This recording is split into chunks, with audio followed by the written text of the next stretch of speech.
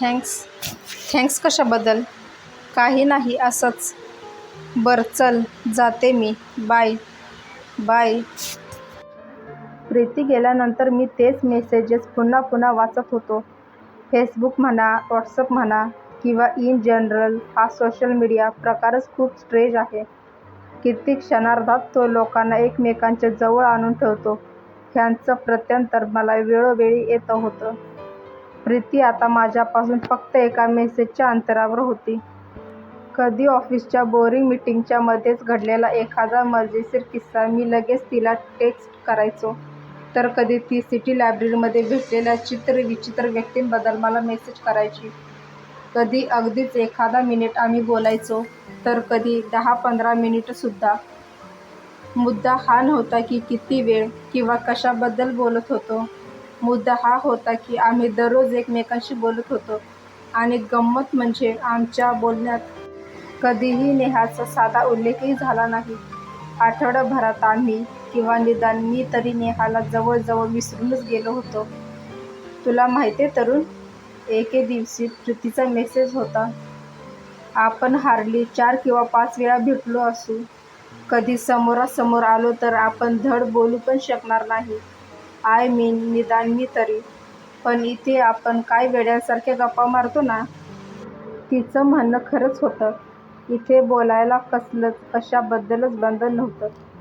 अगदी जगाच्या इकॉनॉमिक्सपासून ग्लोबल वॉर्मिंगपर्यंत आणि ह्युमन ट्रॅफिकिंगपासून मूव्हीजपर्यंत कशावरही अगदी कम्फर्टेबली आमच्या गप्पा चालायच्या.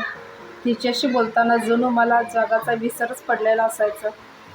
काय होतं नक्की हे? हे प्रेम होतं ना, की अजून काही? तिचा प्रत्येक मेसेज मला आवडायचा.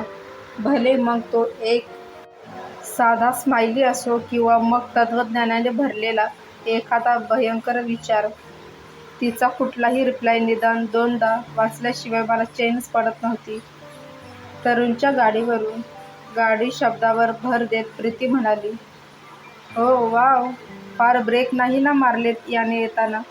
नेहा डोळे मिचकावत म्हणाली, "शटअप नेहा, कुठे काय बोलायचे जरा ध्यान ठेव." नेहाच्या चोंबडेपणाचा खरं तर रागच आला होता.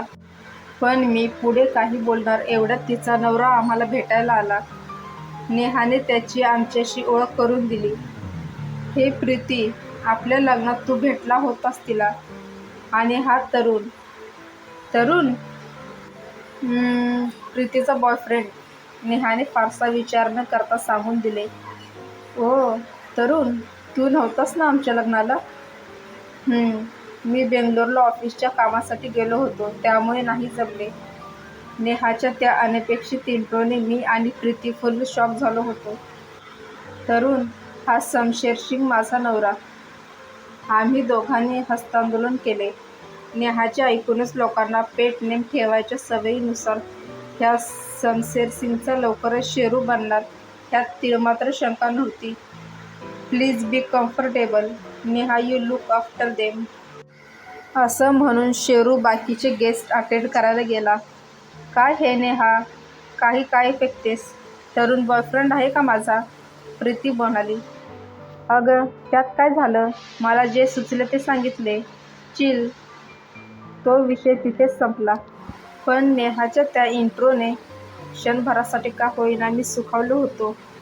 नेहा तेथे जे काही बोलली ते तिने बोलायला नको होतं तरुण. सोड ना, मी एवढं नाही मनाला लावून घेतलं. तिला असेल तिच्या नवऱ्याचं कौतुक.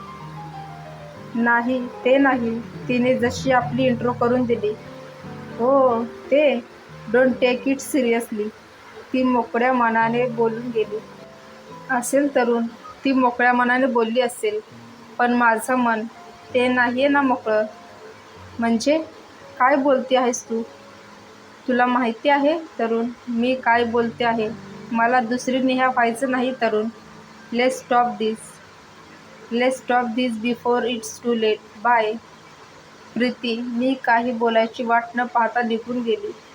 मी मात्र त्या वळणावर आयुष्यात आलेल्या ह्या विचित्र वळणाचा विचार करत थिजून उभा राहिलो.